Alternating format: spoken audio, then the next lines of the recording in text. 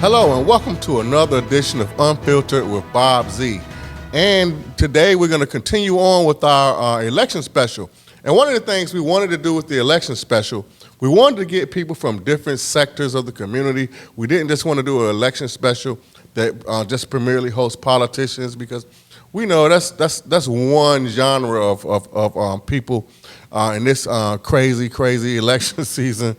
But so we wanted to tap into the community and look at different aspects. So today we're going to deal with, you say religious or spiritual, but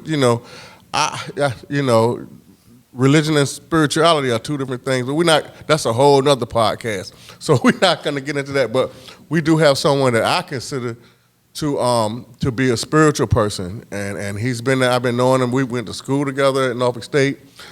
He pledged another fraternity, but it's okay. It's okay. We all in the same gang now, you know what I mean? Yes. So that's good. So I want to welcome to the podcast Dr. Melvin Marriner from Grove Church, VA. How you doing, Pastor? And I'm just glad to be here with you, man. So my day has gotten a lot better because I'm sitting here with you and the hard work you've been doing, man. I commend you on that, man, because let me just say it in the vernacular. You're just a real dude, and you bring information that really promotes positivity within our community. So thank you, Bob Z. Well, thank you. I appreciate that. I'm not really. I mean, I appreciate the accolades. Don't get it wrong. I mean, it always feels good on a humanistic level, but I just feel like I owe the community, and a lot of times when we think that we owe a debt to society, sometimes we think about it as serving time or something like that. But, owing a debt to society is something that we can do in the here and now, Yes. and try to make that. So I have a couple of questions. Let's just start off, and I just want to kind of, since this is the election special, I want to kind of, I went back to the Constitution. And so I said, well, in the confines of this separation of church and state doctrine, I think that's what they call it in the legal and political terms, the separation of church and state doctrine, excuse me. And as well as many churches being able to maintain their nonprofit status, because I think that's a big thing that they use when people want to speak out against this policy or that policy, or, you can't promote that candidate. Certain things you can and cannot say. Mm-hmm.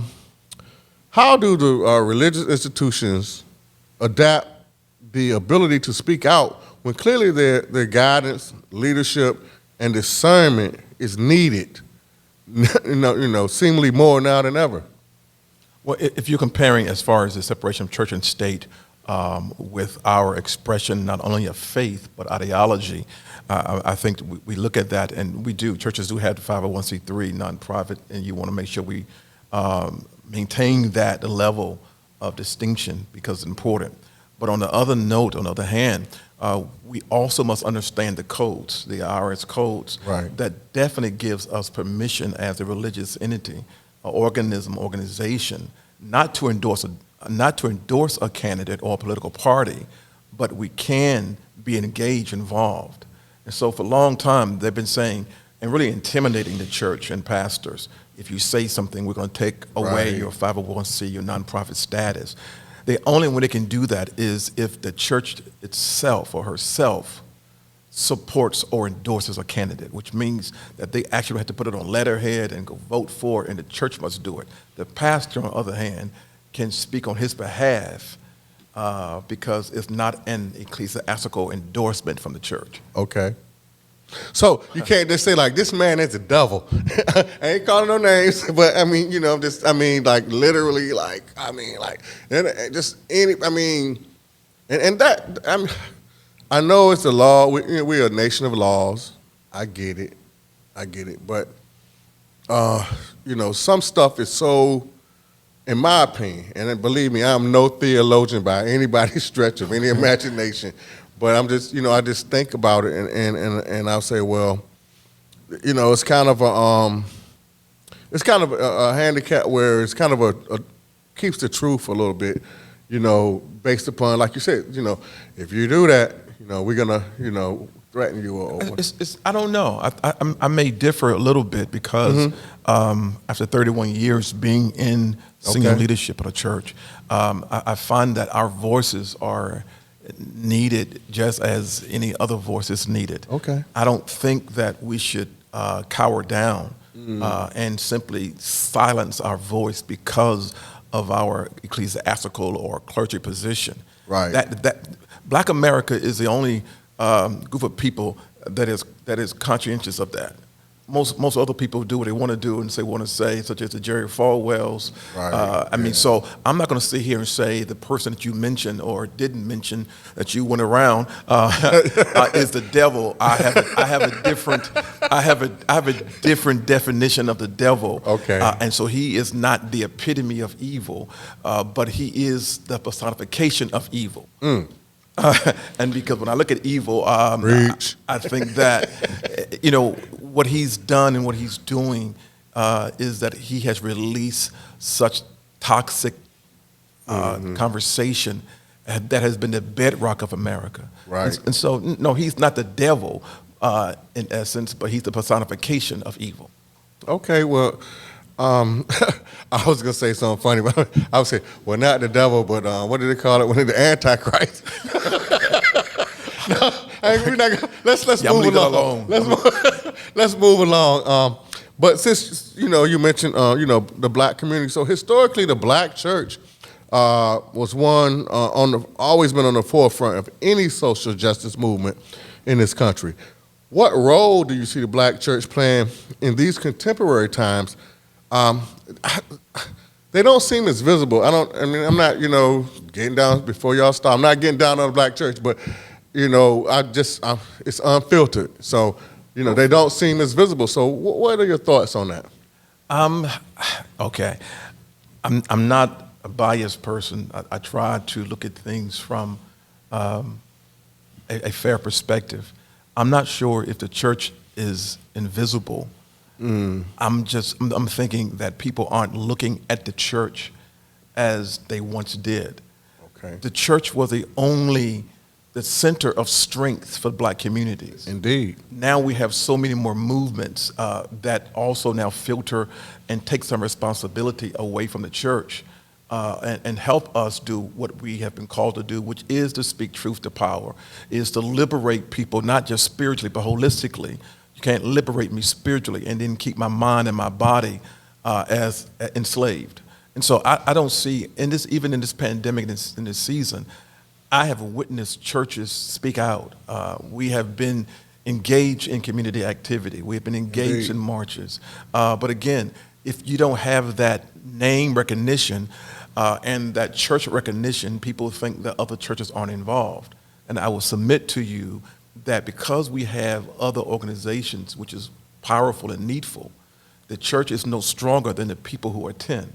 The church is no stronger than the people who provide resources. The church is no stronger than the people who have a spiritual consciousness about helping people no matter what. Okay, that makes sense. And just to kind of, Can I say this? Yes, sir. There are some churches that are not doing anything. Okay. They are simply sitting there having a good time doing Facebook Live, and the church has become a center of ego. And we are building monuments to ourselves. I'm not saying that we don't have a concern, but the church for me is still the strongest part of our community. It's just not the only strength that the Black community we have now. I mean, the church was it back in the day. Right. And I think, when I look at just looking at the microcosm of what's going on, if I look at and see the marches, you have Reverend Abernathy, Reverend King, they locking arms. They were in the front of the protest for social justice. And I'm not saying the church is invisible. I just think that it's become less visible. And I don't know what to attribute that to, but I do know it should be a more of of a contempt. It kind of just, I almost segued myself. I'm going into my next question, and so I was thinking about, and when I was thinking about, addressing some of these questions with you, Okay. I was thinking about Jesus, and I was thinking about the depictions of Jesus, and I was watching the documentary the other day, and I think it was Killer Mike, one of the rappers that's always speaking out, and he was talking about the only reason that that we kept a lot of the verses in the Bible were taught to us to keep us submissive, slaves, obey your masters, all those type of things.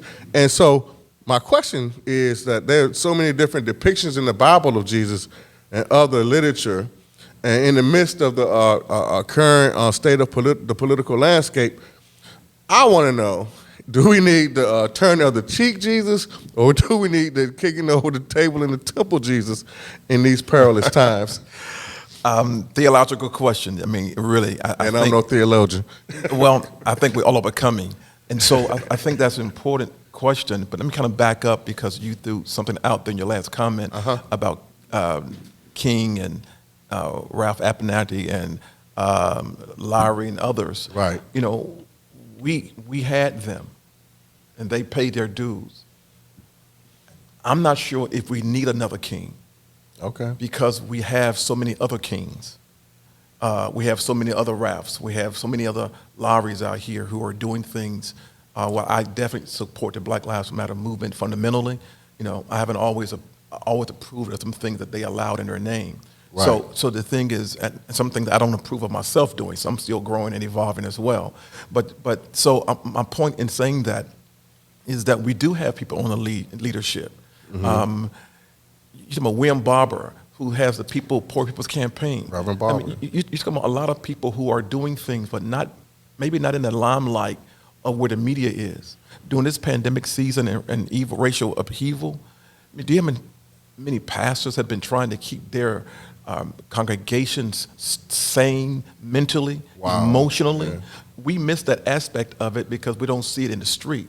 But we have to encourage people to stay sane while they're protesting and to do things that are necessary in order to live life in a healthier way. And so to get back to your question about Jesus, it's Jesus who has a dualism, it's Jesus who can turn tables over and turn the other cheek. That turn the other cheek piece has nothing to do with pacifism. It has everything to do with discipline. It means don't let the person who's hurting you make you become like them. Turning the other cheek isn't saying that I allow you to abuse me over and over.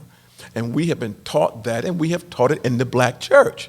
Okay. Now, but we got to teach it correctly. So I think we need both Jesuses. I think we need Jesus who says it's time to turn tables over, a Jesus who says it's time to turn the other cheek, because it's about discipline.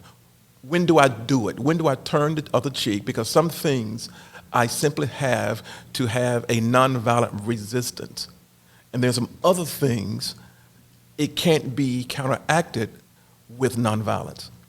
If you come to me and you're trying to hurt my family, I'm not going to turn the other cheek. If I do turn the other cheek, I'm reaching for my peace. Right. I never heard that one before. I get it. Honest with you. I mean, yeah. We're living in a time now that I'm glad that we aren't going to take it anymore. We aren't going to take the physical abuse. But there are some things that we can tolerate if there's a bigger objective. Right. If the objective is going to be sidetracked or distracted from the objective, then I got to rethink that. So it's about discipline. So we need a Jesus who says, not right now. We will deal with this later. That's discipline. He showed discipline. Then we need a Jesus who said, you know what? I had to turn some tables over. The church folk called it righteous indignation. But he was angry. He was mad. I get that. And for me personally, I've never, ever, personally wanted to own a firearm. Okay. I just didn't. I grew up and I saw way too many things way too early. Sure. And so that was just not something that I wanted. But I've been looking. They done bought they done bought everything out. Ammunition. And it's just I'm thinking like when I say perilous times, I'm really like saying, wow, these things are like just it's different. It's a different. If I'm riding my bike down the street or walking and I see a pickup truck, I'm looking to see who. And I'm not trying to call anybody out specifically, but I mean, hey, it is what it is when it comes to stereotypes. Sometimes they get that way for a reason. True. They weren't just created. So Wow. and just to kind of touch on again what you were saying, I remember one time I was called out by some people in human resources because when you were thinking about talking about turning the other cheek, and I was like, I always want to think I'm kicking over the table, Jesus. I'm going to punch you in your face, Democrats. That's always the kind of my mentality because that's the way it is. But I remember one time I had to apologize. I didn't have to apologize. I was going and write them up. They wrote me up. And at the same time, I heard God speak to me and say, "Nah, you're gonna write, but you ain't gonna write that. You're gonna go and write an apology." But I said, "But I'm right, God." I said, "I know."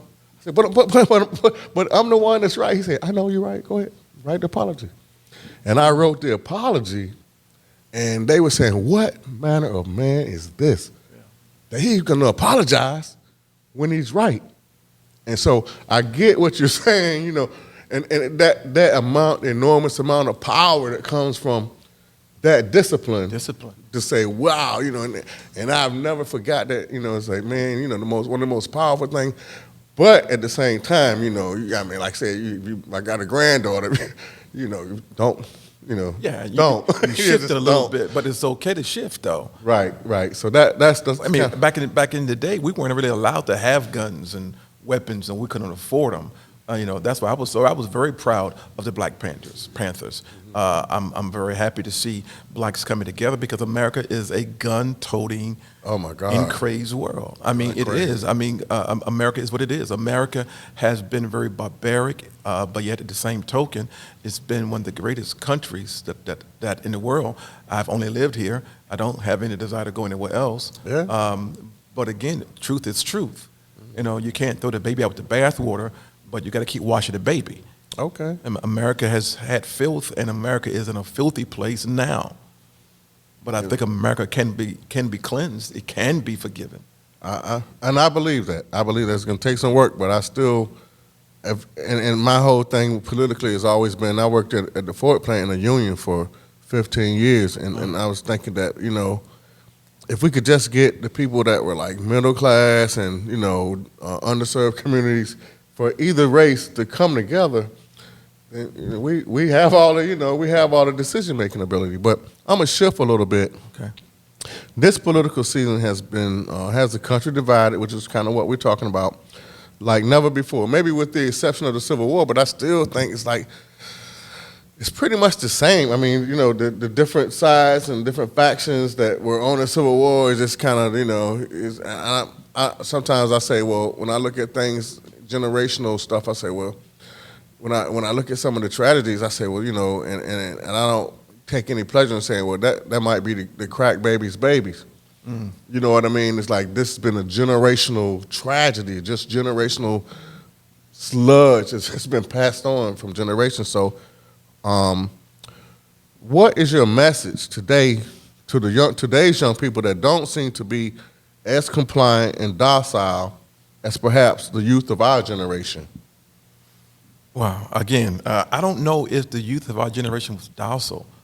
I think that now we have more visibility because of media, because they're willing now to bring cameras into the black community and understand black protests. In the 60s, we saw things from one-sided. They only showed the police, but they never showed our side. Mm-hmm. And so I don't know, I'm not even trying to defend us, but I'm thankful that we are now more visible because of social media and because of cell phones and devices that can capture moments that others won't capture. And so I'm glad. I think that we should be supporting them in their language, but also, let's be honest, they may not want to hear it, but I think that those of us who have lived through some things should not weaken their movement, right, but that we should help them and understand wisdom in a movement. I'm not sure if all of them understand what wisdom is in a movement. Mm-hmm. They have strength, but we just sit at the table and say, what does your strength, or where is your strength being applied and what is the outcome? Okay. The outcomes are important. It's not just turning tables over, but Jesus does that because he wants to make sure the temple stays clean. Okay. So what is our protest leading us into? I say to the generation, keep moving. I'm behind you. No, I'm not for looting. No. I'm not for vandalism. You know, I could care less if those monuments were moved. I'm glad they're gone, but I could care less if the monuments were moved to statues, because you remove a statue, but you still have the statutes. You still have the laws in place. You still have to use the temperament. America hasn't changed as much as we say it has. It's just been suppressed. Right. This president has released it. Yeah. And we now see not just what he's about, we see what a large part of America has been about, but now they Right. feel free enough to verbalize it. And I agree with everything you just said. I have a little slant, you know, when I look at the monuments, and I talk about, and then like when they took this one right outside, I was out there looking at them, and I was saying, you know, you can remove every monument that you want, but until you remove the monument in your mind, Yeah. you know, you haven't done a thing. You haven't done a thing, and I think that's where, you know, the mentality comes from. The monuments that are we've still enslaved in our minds, and when you talk about the release of the made it okay, and when I looked at COVID, I was thinking, well, okay, it was kind of like a filter, like a fish has gills, and the water that's coming in, the impurities are filtered out, and we have lungs, and the same thing, we have cilia in our lungs. And it filters out everything, All right, man. and brings out the cleansing. Yes. You know, so, you know, that's what I thought. Like with COVID, it's like, man, you put me at the starting. I'll start with anybody. You know, it's like, okay, because when we grew up, right, it was always a little dusty kid, man, that'd be like, okay, I'll give you a head start. Here, take your shoes off, and we'll run down the street, middle of the street. He'll walk everybody down in the whole, you know.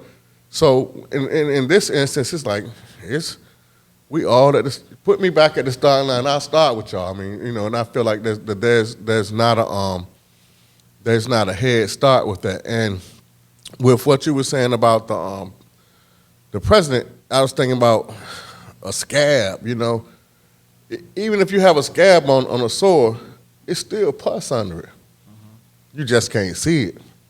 But when, you know, when you pull the scab off, that's when you see what was already festering the entire time. So I think what this president has done, he's just pulled the scab off of a lot of people's thoughts. In 2016, they were saying, I ain't voting for Trump. But then you look at the religious right. You look at the Christian church, which is the religious right, who chose Trump, and knowing his character or lack of positive character, knowing his immorality, knowing his lasciviousness, knowing that this man could care less because he's a narcissist. And if you understand, a narcissist is a psychological term that as long as he's on top, Okay. then it doesn't matter.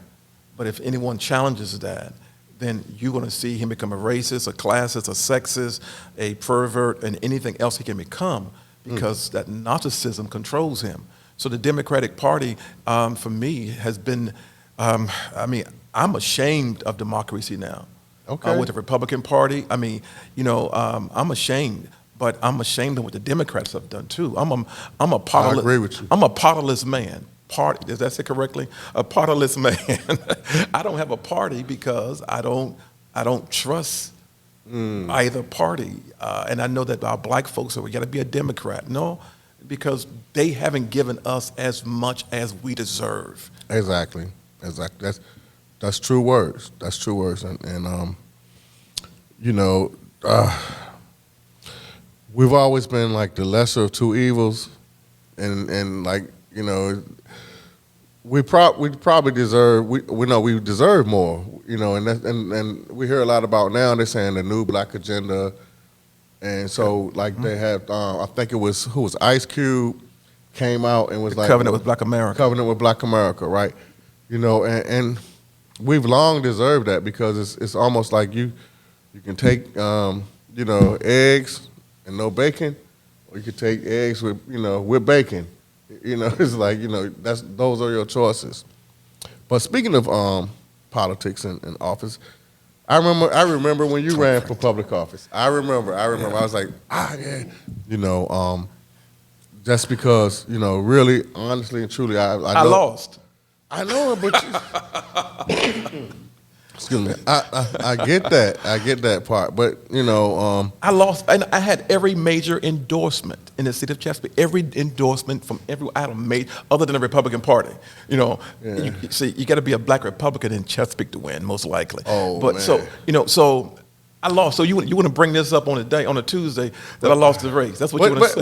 But I'm going somewhere with this. Okay, bring up my failure. Go I'm ahead. going somewhere with this. Right. No, I mean It's okay. Seriously, go because ahead. even with I've been, you know, because they just had a couple of Black Republicans. I'm not even gonna call their name because we've been battling. The one in Chesapeake, and you know, my whole thing is like, I ain't running as a Republican. I don't care what the situation is, but I voted for you. No, I'm not saying much, but you know, I believed in what you were saying, but and believe it or not, Chesapeake has the largest African American middle class in the entire Hampton Roads, even larger than Norfolk and Virginia Beach. Oh. Chesapeake middle class, the middle class in Chesapeake is larger than the entire any city in the 7 cities, and so But we still can't get elected, you know, to major positions unless you know why, in though? old school. No, you know why? Because they keep it as a general election, And rather they than won't have, they precincts. won't break it down in a fair representation. They won't. They you will know, not. to different, and so that's what we need to. That's how we need to address it because, like you said, it's the statutes. You know what I mean? Not necessarily the statutes. Chesapeake needs to. Chesapeake, are you listening? I hope so. And they need to break it down to a fair representation where you know you're going to have Crestwood and South Norfolk and different. They're going to have representation. They do. That's what this country is built upon. Yeah. So, but the real question is, what are we running for next? And do you need a campaign manager? You know, I ran for school board back in 2008, and I had every major endorsement, teachers' endorsement. I mean, just so many. But I still lost, and I lost because I couldn't galvanize the white vote in Great Bridge, Hickory area, while whites could galvanize the Black community to support them. And so I did it because I had kids in school. I had a vested interest in it, and I still do. But I wouldn't run for anything, and that's sad. I wouldn't run for anything. I wouldn't run for a political position because now I see the freedom for me and not running for positions, but to speak out on these positions. Right. Because you know, scratch your back because you helped me and you voted my way, and I got to vote your way. That's politics, and I don't play politics well. So I wouldn't run again, and that's unfortunate because people like you and others, I think the more qualified people won't run because it costs too much. Right. You know, and you know you got to select a party. Yeah. I mean, if I ever ran for something, I know it would be a one-term situation. You say that. because you know, Unfiltered doesn't necessarily go well Right. with the political landscape. But you know, at the same time, I just feel like we do need our more, you know, our qualified candidates who have a. I always say this thing: you can have some people have the will, and some people have the power, right? You know, a lot of people that have the will, like me, don't have the power. You know, and some people that have the power don't have the will. Well, So when we get, you know, it's a perfect storm when you create, you know, somebody with the will and the power to do the right thing. And so, you know, having said that, I just feel like, you know, I don't know, this area is so it's so flaky. We have as far as economics, as far as demographics, but it's just that same. I think I always call it like a cloud of despair and animosity and a whole lot of things that just hovers over this area. I always try to look for us to be another Charlotte. We probably won't be like Atlanta. Atlanta's another country. But Some pros and cons with Atlanta. So what do you think regionally, from a regional perspective, what do you think could help us as a region? Man, I think that we're so splintered as a region that we don't want to tap into each other's strengths because we want to build, again, the monuments to ourselves. Mm-hmm. I think I see mayors like some pastors. It's not about the kingdom. It's about their branch. It's about their namesake, and I see some mayors, rather than being more regional concerned, that's where the strength comes in, that we all about, let me build Norfolk, let me build Chesapeake, let me build Virginia Beach, let me build Suffolk or Portsmouth. And so, and I understand that because you have to take care of your own home, your backyard. Right. I do understand that. But this region, this area, and maybe the casinos will come together and pull us together. People say, you're a pastor and you support casinos. Yes, I do support casinos, especially in Portsmouth, because they need some revenue. Need revenue. Almost 50% of Portsmouth's land base is non-taxable. Landlocked, right. Because of, not only landlocked, they're non-taxable because of churches, because of religious institutions that are non-taxable, and the government. You come about the shipyard, you're talking about the Naval Hospital. All of those things are not taxable. So people say, you're a pastor and you want to talk about gamble? Well, I gamble every day. I have stocks. Oh, if you got Apple stocks, casting lots is the same. People say, I don't gamble. You gamble every day if you got some level of investment. You do. You can't guarantee it. So right. It is gambling. So whether it's a 25-cent slot machine, blackjack, 21, or you going on your phone and you're calling up, your broker saying what's good this week. Right. That's gambling. Yeah. 401k is a gamble. It's what do they call it? Speculation. That's what they call it, right? You speculate. I'm a speculator. Will the pork bellies rise? What is going on? But that's a good question, man. I wish our mayors would come together on a regional level and say, what can we do as a region? What power could we? That's a great question. I hope you pose it to them. Really, it's a great question. Every chance I get. I would love to see that conversation. Right. Like regionalism. My vision was years ago. I was like, it could be like the city of Hampton Roads County with 7 boroughs. Nobody wants to give up their power. That was a pipe dream. I get it. But I was thinking okay, if you have I was fashioning it after a New York City, where you still have the power structure. They have aldermen in the Bronx and Brooklyn and different places. They still have their own local governance, but it's all under New York City. But here, it's like Norfolk and Virginia Beach fighting every day.